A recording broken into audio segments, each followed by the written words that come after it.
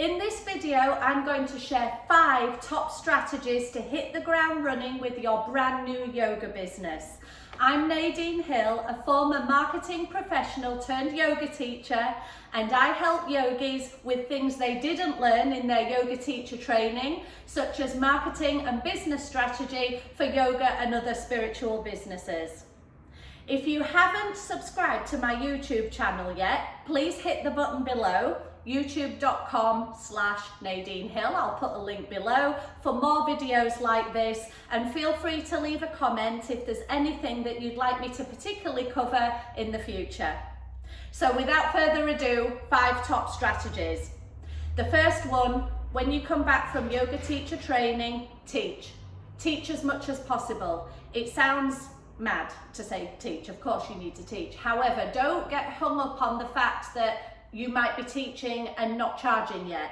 Teach your friends, teach your family, teach anybody, any opportunity that you have to teach a class, even if you're not getting paid for it. The reason being, first of all, it will help solidify all of the knowledge that you gained on your yoga teacher training. You did teach classes when you were doing yoga teacher training. However, there's a massive difference between teaching classes to a group of yogis who already have an established yoga practice and are there in the training because they're wanting to become yoga teachers. So they're probably very bendy, they're probably very flexible, they're probably able to do a lot of the poses that you're teaching, and they have a decent fitness level to start with. When you start teaching real people, for want of a better word, when you start teaching real people, you'll find that they are potentially less flexible. They may not be able to reach all the way down to the ground with the legs straight.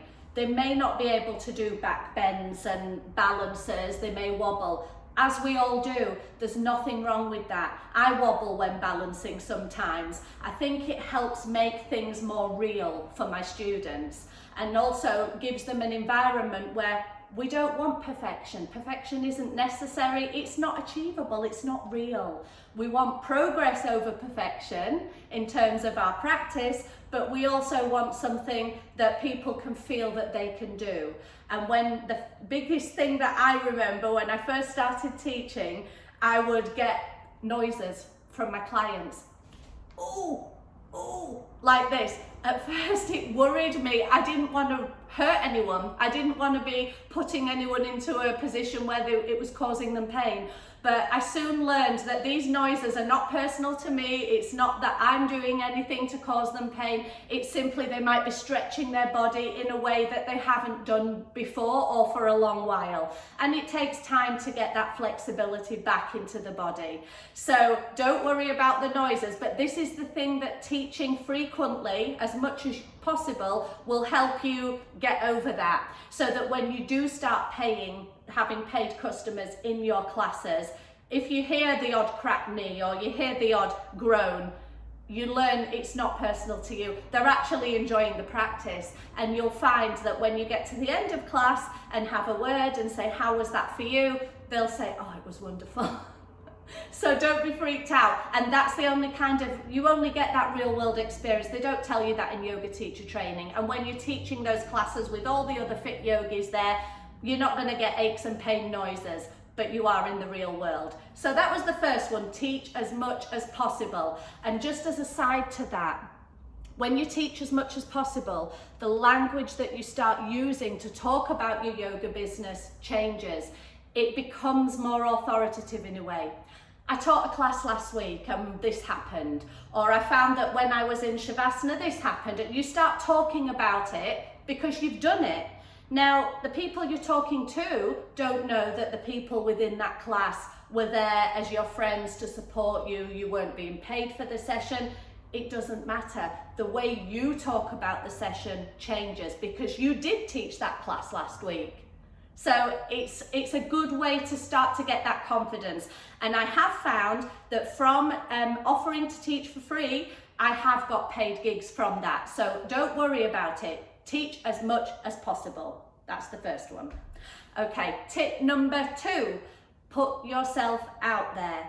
What I mean by that is don't be afraid to let people know hey, I've just qualified as a yoga teacher and I'm looking for opportunities to teach.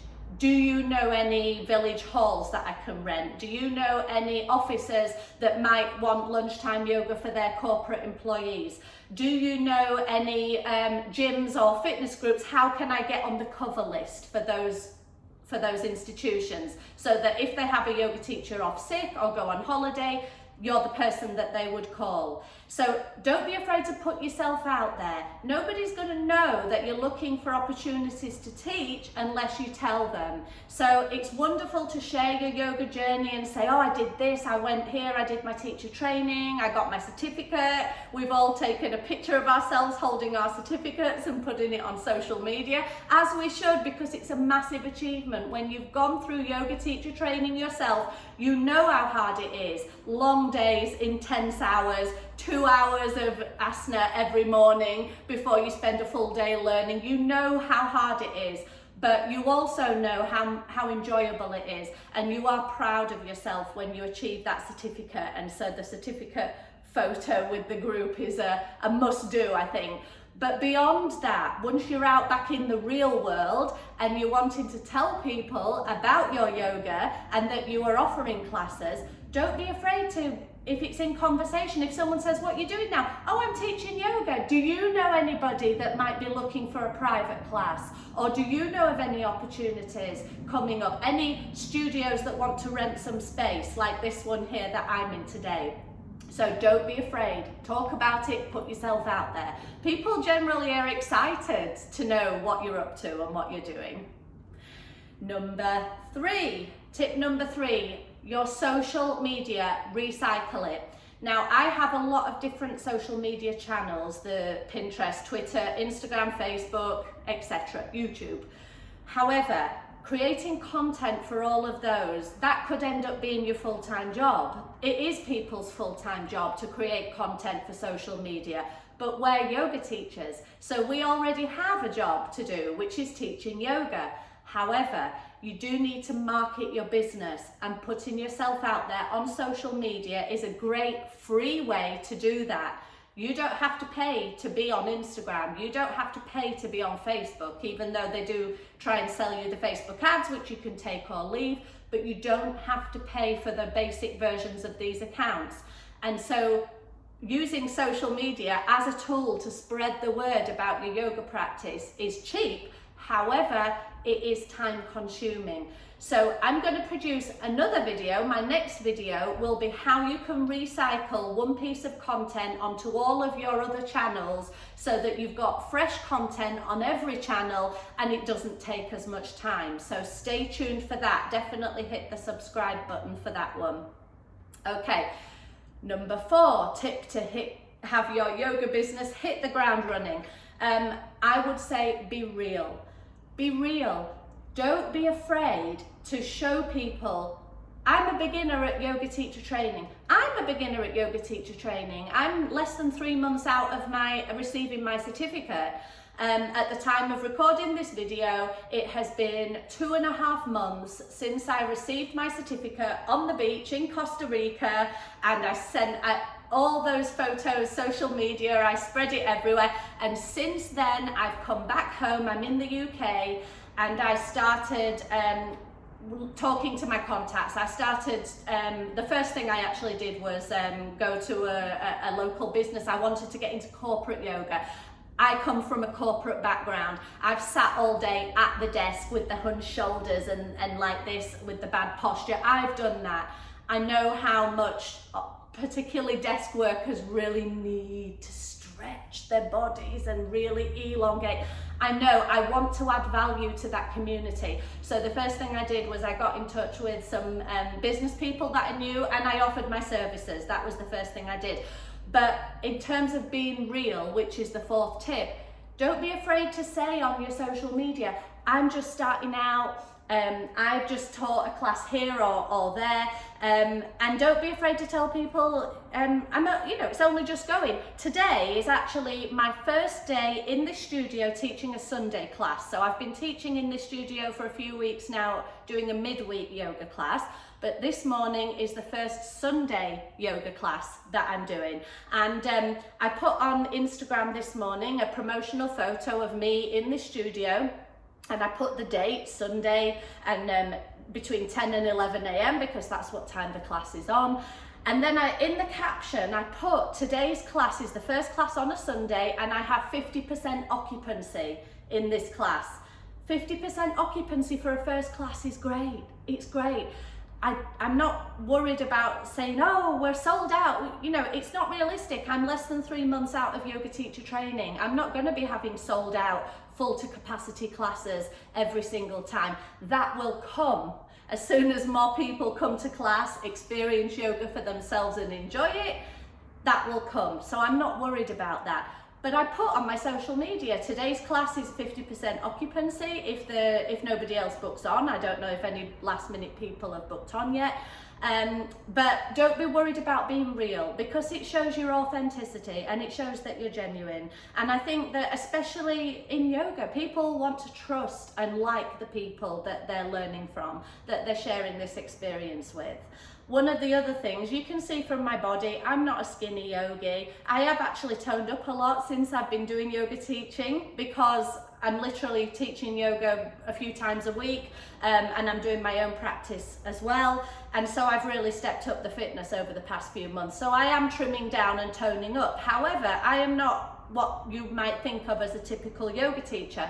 I don't see that as a downside. I see that as a strength, because people out there in the real world who really need yoga, who need to stretch and feel what it's like to be in their bodies and improve their core strength, their flexibility, those people perhaps look a bit more like me than they do the skinny yoga models that you see on social media. I'm not criticizing those skinny yoga models. I think they look beautiful, they look amazing. However, your regular person on the street might look at a yoga class and think, oh, but look at her, look at that teacher, she looks a bit more like me. And maybe that would be all it takes for them to want to come along to one of my classes. Let's hope so. Okay, and tip number 5, the last one, have fun and be patient. Rome wasn't built in a day. It takes time to get the word out there. And also, you know yourself, if you hear, oh, there's a yoga class in your town on a Tuesday night, well, you might not be able to get to the next 2 Tuesdays because you've got other things going on. It might be, you might really want to go and have every intention of going as a customer, but you may already be busy for the next few weeks. So the yoga teacher on the other side delivering the classes doesn't necessarily know that there's people out there who are thinking, yes, I'm going to go in a few weeks' time. Just be patient, it will come.